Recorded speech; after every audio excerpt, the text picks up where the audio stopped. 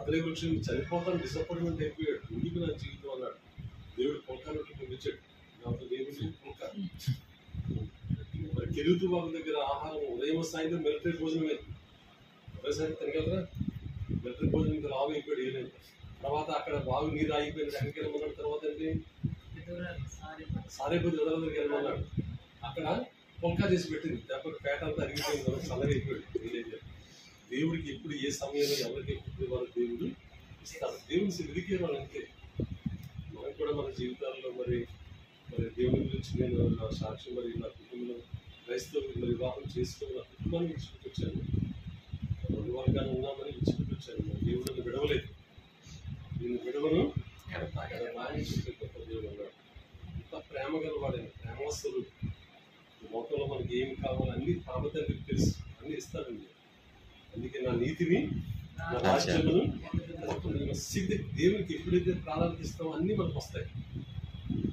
మనమేమి ఇక్కడికి వెళ్ళి అక్కడికి వెళ్ళి అడగవసరం లేదు. మా అన్ని విషయంలో కూడా చెప్తానండి. మా పాప ఓసి మరి ఇండియన్కి ఇష్టం. మా పాప మిలిటరీ మెడికల్ కూడా సీట్ రాసింది. పోయింది సీట్, ఎంబీబీఎస్ సీట్. ఆర్మడ్ కోర్సెస్లో ఎంబీబీఎస్ చదవాలంటే రాసిన ఎగ్జామ్ హైదరాబాద్ వెళ్ళి నేను కూడా వెళ్ళాను. Only 2 months. అది ఎస్సీగా రిజర్వేషన్ ఉంటే వచ్చేసిన సీట్ కావాలి. డాక్టర్ అయితే ఆర్మడ్ కోర్సెస్ వాళ్ళే చదివిస్తారు. ఫ్రీ కాకుండా మొత్తం. అయితే అమ్మ డాడీ నా భవిష్యత్తు ఏంటి ఇంటర్వ్యూకి అడిగింది నా పాప. డాడీ నా భవిష్యత్తు ఏంటి ఎలాగా డాడీ అని అడిగింది. అమ్మ దేవుడు చూసుకుంటాను ఇంకేం మాకు చెప్పండి. మీ భవిష్యత్తు దేవుడు చూస్తారమ్మా నాకు పిల్లడు దేవుడు. మరి ఏమాత్రం బాధపడలేదు. దేవుడు మొదటి చదివించి మంచి ఉద్యోగం ఇచ్చాడు, వాటిని ఇచ్చాడు, దేవుడు నిర్మిస్తారు చెప్తున్నాడు. మన బిడ్డలను దేవుడు దీవిస్తాడు. మనం ఏదో ఉన్నాక మన తర్వాత తదనంతరంలో కూడా దేవుడు మన బిడ్డలను దీవిస్తాడు. వీటి మందుల బిడ్డలు మన తదనంతరము తండ్రిలో సామెతలో ఉంది. దేవుడు ఏదో మర్చిపోడు. మీ తరంతో నిన్నే మర్చిపోయాడు. చాలా కన్సర్న్ కలిగిన వ్యక్తి దేవుడు. అందుకే మోషే సమాధి కూడా ఎవరికి ఎక్కడ తెలియలేదు. సాతానుడు వచ్చి నువ్వు పట్టుకెళ్ళిపోతానంటే మిఖాయిల్ దూతలు పంపించాడు దేవుడు. పారిపోయాడు. ఎంత సైతాను మంచి సమాధి కూడా ఏర్పాటు చేశాడు. అక్కడ అందరూ పూజ చేస్తారు. దేవునికి తప్ప ఎవరికి తెలియదు సమాధి, మోషే సమాధి. కాబట్టి మన జీవితంలో దేవుని ఎప్పుడైతే ఎదిగామో ఆటోమేటిక్గా అన్నీ మనకు వస్తాయి. ఎక్కడికి మనం పరిగెట్టవలసిన ప్రార్థన గురించిన ఆయన బిడ్డలకు తెలుసు. ఆకాశ పక్షుల కింద మన శ్రేష్ఠ మన తలమెట్టుకులన్నీ కూడా లెక్కించబడ్డాడు. ఆకాశ పక్షులు చూడమన్నాడు. పిచ్చుకలు మీరు అనేక పిచ్చుకల కన్నా శ్రేష్ఠం చెప్పాడు. ఏంటంటే మనకు మానవ జీవితం టెన్షన్ పడిపోతుంటాం. మన భవిష్యత్తు ఎలాగా, మన జీవితం ఎలాగా అని కంగారు పడిపోతుంది. మరి ఆ విధంగా మన జీవితాన్ని కూడా దిద్దుకొని ప్రార్థన చేసుకుంటే దేవుడు మరి అన్నీ ఇస్తాడు. ఇప్పుడు ఎప్పుడైనా నా పిల్లల్ని ఉన్నత చదువులు చదివేటప్పుడు ప్రతి స్కూల్ కూడా ముందు ప్రార్థన చేసి వాళ్ళ సీటు దొరకలేదు. నేను యూటీసీ బెంగళూరు వెళ్ళము మీటింగ్స్ సువార్త కూడా తీసుకెళ్ళాను. ఏ కాలేజీలో జాయిన్ అయిపోతున్నా ఆ కాలేజీకి వెళ్ళి ప్రార్థన చేశాను. కానీ ప్రభావి ఉన్నతమైన కాలేజీ నా బిడ్డకి ఈ కాలేజీలో సీట్ దయచేయి అని ప్రార్థన చేశాను. ఆ చెప్పిన దేవుడు యూటీసీలో సీట్ దయచేశాడు. దేవుని స్తోత్రం హల్లెలూయా. నా భార్య కూడా ఎంత ఎక్కువగా ప్రార్థన చేసింది. ఆ ప్రార్థన ఫలితం వల్ల దేవుడు నాకు అన్ని సమకూర్చాడు. ఏది లోటు లేదు. కాబట్టి ఈ విధంగా దేవుడు అనే నీతిని రాజ్యాన్ని ఎదిగితే మనకి ఏమి కావాలో మన భవిష్యత్తు నేరిన దేవుడు మనకు ఉన్నాడు. మన భవిష్యత్తు మనకు తెలియదు కానీ మన భవిష్యత్తు నేరిన దేవుడు మనకున్నాడు. మనం భయపడవసరం లేదు దేనికి కూడా. God knows our things. యెహోవా యందు భయభక్తులు గల వారి చుట్టూ ఆయన దూత కావలి ఉండి వారిని రక్షించుకుంటున్నారు. కాపాడే గొప్ప శక్తి ఉన్నది. రెక్కలు కాచి ప్రాణం పెట్టిన గొప్ప తండ్రి మనకు ఉన్నాడు. తండ్రి అని పిలిచే దేవుడు.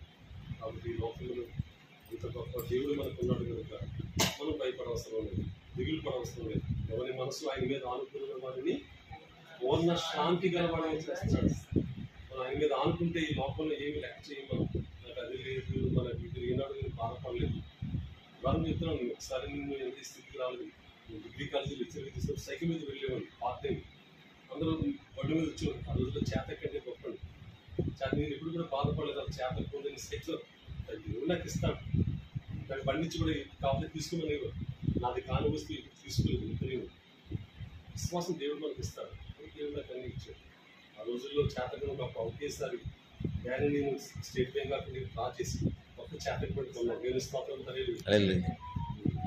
దేవుడు ఇస్తాడు. దేవుడు మన బిడ్డలకి మనం చూడండి కంఫర్ట్గా అన్ని బాగా చూస్తాం. మన ఇంటికి వెళ్ళకపోయినా మన పిల్లలకి బాగా చూస్తాం. ఏ సమయాన్ని ఏది ఇవ్వాలో అన్నీ జరిగిస్తాడు. మన కంగారం కోసం లేదు. విశ్వాసం, అది మనకు ఆ విశ్వాసం ఏంటంటే అబ్రహాముకున్న విశ్వాసం మనకు ఉండాలి. లేని వాటిని మనకు ఉన్నాయి అని నమ్మితే విశ్వాసం. ఆ విధంగా నమ్మితే అన్నాడు, విశ్వాసం లేకుండా దేవునికి ఇష్టం లేకుండా అసాధ్యం. ఏదైనా వస్తాను మా ఇది అయిపోయింది కదా, నీకు రావాల్సిన లేదు అనుకున్నాను. అంతవరకు నమ్మకంగా ఉంది. మనం చనిపోయిన తర్వాత ప్రభు అడిగేది మనం ఒకటి, నువ్వు ఎన్ని ఆత్మలు నువ్వు రక్షించు. అదే అడుగుతాను. అంతేగాని మనం ఈ ప్రాంతంలో ఎన్ని ఆస్తులు సంపాదించేవాడు, మన సర్వలోకాన్ని సంపాదించుకుని తన ప్రాణాన్ని పోగొట్టుకుంటే శరీరం మనకి క్రమక్రమంగా క్షీణించిపోతుంటారు.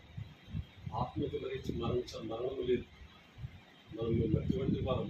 ఈ మట్టిలో మన శరీరంలో ఉండగానే చక్కచక్కగా పనులు చేసే దేవుని గురించి టైం ఉండదు. టైం చాలా వాల్యుబుల్. టైం ఉండదు. రేపు చేస్తారు అనుకో. దేవుని గురించి ప్రయాసపడాలి. కుర్రవాడు మరి వెంకటేశ్వర ఏసి నేను ప్రాంతానికి వెళ్ళినప్పుడు ఆ కుర్రవాడితో మాట్లాడుతున్నప్పుడు ఎప్పుడో చెప్పాడు, నేను చనిపోదాలనుకుంటున్నానండి, మా కప్పులు చాలా ఉన్నాయండి, వాళ్ళు ఇది కటింగ్ చేస్తారు, వాళ్ళు ఏమంటారు మహిళలు గుర్తు చేసుకున్నాం బాలపరిస్తే వాళ్ళు నాయుడు కరెక్ట్.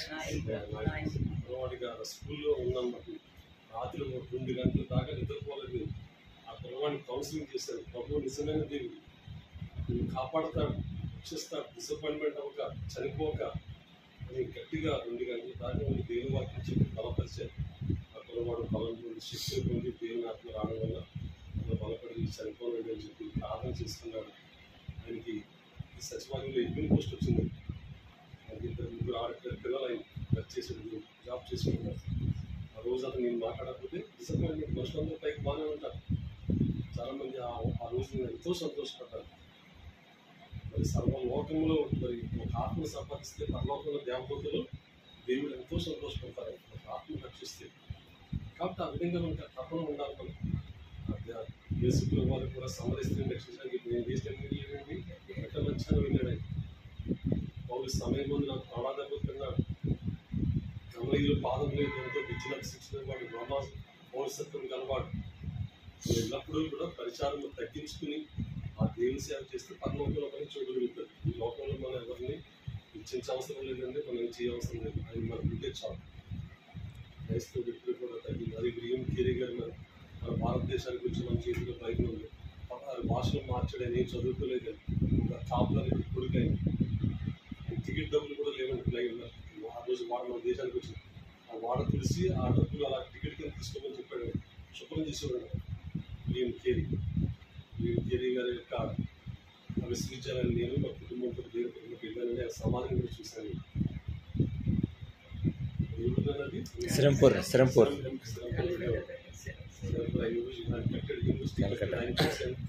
ఆయన యొక్క మొత్తం యూజ్ చేసిన పెన్ను టేబుల్ అన్ని మ్యూజియంలు ఇప్పటికే భద్రపరిచారండి. చేసిన హ్యాండ్ స్టిక్. ఆయన మాకు సాంస్క్రిట్ గ్రామం విశాఖపట్నం వచ్చి నేర్చుకునే సాంస్క్రిట్ అని ఆ రోజు స్టేట్ బ్యాంక్ పొదుపు అనేది ఏం చేయాలి, మరి సతీ సాగమనం కూడా మాట్లాడాలి. ఇక్కడ దేవుని కొరకు ఎదుర్కొంటే ఏదో మన గురించి మనం పొందుతున్నాం. ఏదో ఆదివారం వెళ్తాం, ఆదివారం క్రైస్తవులు అరగంటలు వచ్చేస్తాం. అలా కాకుండా ఎక్కువగా కూడా మనం దేవుని కొరకు ఏం చేస్తాం. దేవుని మరి 7 నెలలు గ్రహించుకోకుండా మరి మా వివాహంపై మన 40 years అయిపోయింది, 41 years అయిపోయింది. జీవితాలు ఎంత త్వరగా అయిపోయింది నాకు ఆశ్చర్యం వేస్తుంది. అదే మాట్లాడుతుంది దినాలు చూడ సంవత్సరాలు అలాగే అయిపోయింది, పనులు స్పెండ్ అయిపోయింది. మన దినాలు కూడా ఏడవలు అది గతించిపోకుండా ఏదో అనుకుంటాం. మన పనులు గబగబ శక్తి ఉన్నప్పుడే చేయాలి, బలం ఉన్నప్పుడే చేసేయాలి. శ్రద్ధ గలవాడు